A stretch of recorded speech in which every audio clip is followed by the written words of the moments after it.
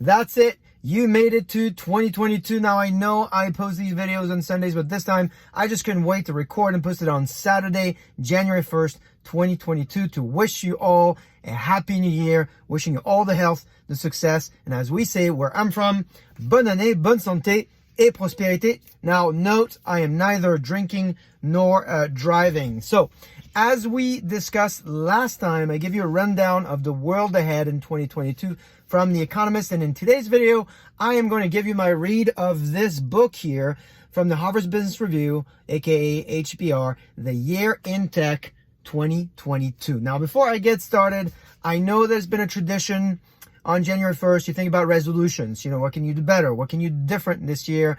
And I'll give you a piece of data. Most resolutions expire in mid-February. Why does this happen? Well, because maybe there are too many of these resolutions, or maybe you're struggling to incorporate them in your daily habit. And so I know this because I want you to be aware of this book here, Atomic Habits. It's one of my favorite books by James Clear. And he unveils that there's actually 4 laws of habit form and behavior change. To stick, a habit essentially has to be obvious, easy, attractive, and satisfying. Obvious, easy, attractive, satisfying. There's a lot more in the book. We're not going to cover them there, but since it's January 1st, I thought maybe I could help you out with your resolutions. Take a look at the book. It's great on how to understand how habits are formed, but also how they are kept.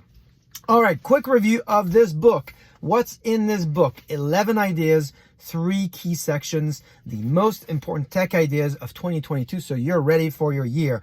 Now, of course, in there you'll find reviews of blockchain and quantum computing and VR and more. We're not going to talk about all 11. I've highlighted 3 for you that I think are really important in 2022, but also in the future, in the next decade. One is BCIs. What is that? Brain computing interfaces. Second is the future of digital health tools. And then finally, how green is your software. I think these are really important ideas. Now, we know that in the next 10 years, at least, the way we interact with information will absolutely change. And BCIs will present an opportunity for us to get real-time feedback, neurofeedback, so we can adapt and maximize our activities. Now, there's a lot of talk today about how EEG brain devices can help you with meditation and sleep. So think about devices like Neurosity, Kennel, Muse. Muse is probably one of the most popular ones, Levels and Dream. And here we're talking about meditation and sleep, but you can imagine, you know, how much more can happen with these devices. Now, if you can't imagine that, in my blog, I'm putting a video of Peter DeMontis, who breaks down the potential of BCIs for you. It's a 7-minute segment. As you think about the future, I'd highly encourage that you take a look at it.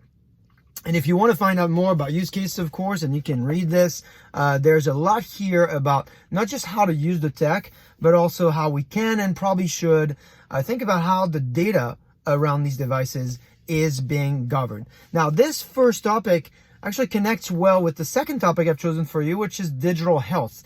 The piece here is called The Future of Digital Health Tools, and it points to Germany and their best practices on how they implemented the types of practices after the Digital Healthcare Act. And I think that as we've adapted to world conditions over the last few years, you know, I think that we're seeing the potential of what digital medical care can be to be more efficient, certainly both for the delivery of the care, but also to avoid contamination. It could be more scalable. You spend less time traveling there and waiting for your doctors, and potentially it could be cheaper. And I think in the US particularly, we could certainly benefit from that. So this piece here on the future of digital health tools is a really super interesting one.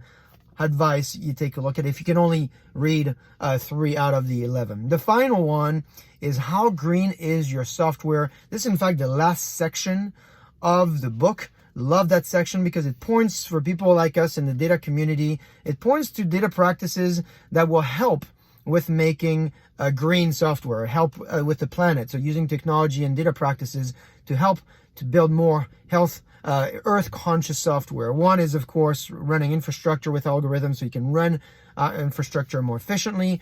There's data deduplication, compression algorithms that they talk about here, so you push less stress on your systems.